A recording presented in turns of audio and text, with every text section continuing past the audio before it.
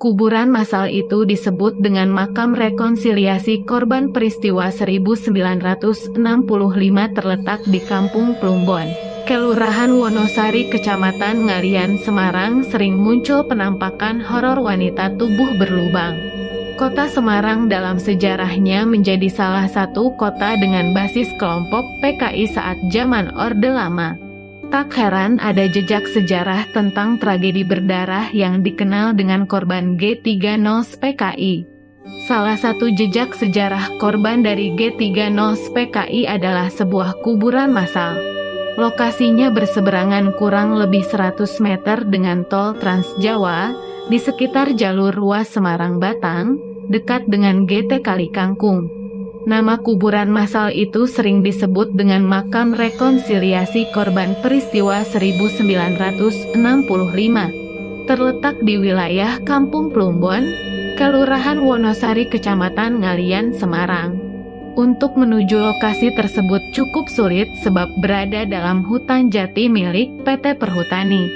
Bebatuan yang terjal serta semak yang rimbun, menuju sampai kuburan hanya bisa dilakukan dengan berjalan kaki. Terdapat sebuah tugu prasasti pada lokasi kuburan massal korban G30 PKI tersebut. Prasasti itu mencatat nama-nama korban peristiwa 1965.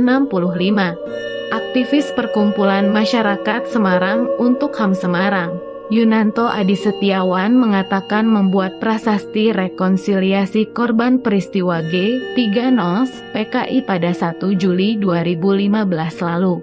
Bersama para pegiat HAM dan sejarah, mahasiswa, tokoh masyarakat dan lintas agama, mengusulkan kepada Pemkot Semarang untuk membuat prasasti rekonsiliasi korban G30 di kuburan massal tersebut.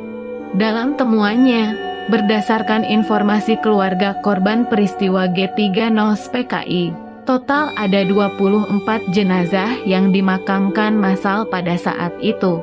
Mereka adalah para warga yang diduga saat meletusnya G30 PKI di Jakarta, dituding sebagai simpatis PKI yang kemudian menjadi korban tragedi kemanusiaan di kota Semarang dan Kendal.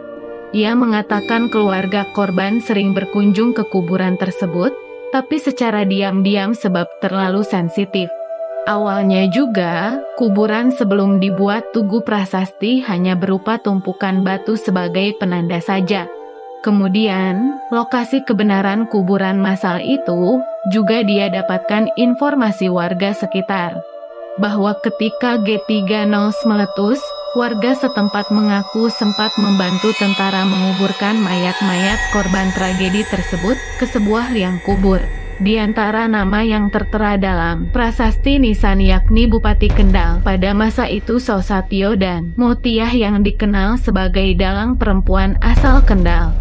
Seorang warga sekitar, yang tak mau disebut namanya, menjelaskan jika benar awalnya ada 2 lubang kuburan saat belum dibuat prasasti bernisan. Ia juga menceritakan bahwa korban yang dikubur di situ tak hanya para simpatisan PKI, namun ada warga yang ikut dituding simpatisan dan akhirnya ikut jadi korban pembantaian di hutan tersebut.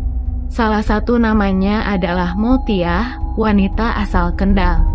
Menurut cerita turun-temurun, Motiah adalah menjadi korban PKI karena motif asmara.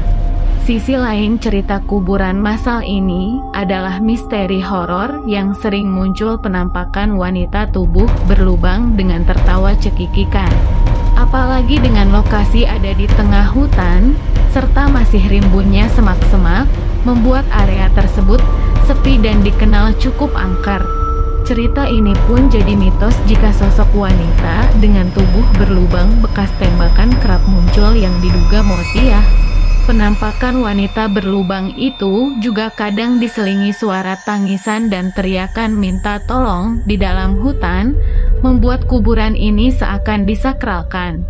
Warga lainnya mengakui jika sosok wanita dengan badan berlubang bekas luka tembak itu muncul diselingi dengan keisengan, seperti lemparan batu, teriakan, dan penampakan. Ia bercerita, ketika pembangunan tol Semarang-Batang, Sebuah alat berat tiba-tiba rusak karena operatornya mengumpat dan berkata tidak sopan. Karena mencium bau busuk ketika membuka lahan untuk pembangunan tol. Akhirnya alat berat itu pun diderek keluar hutan dan diganti yang baru.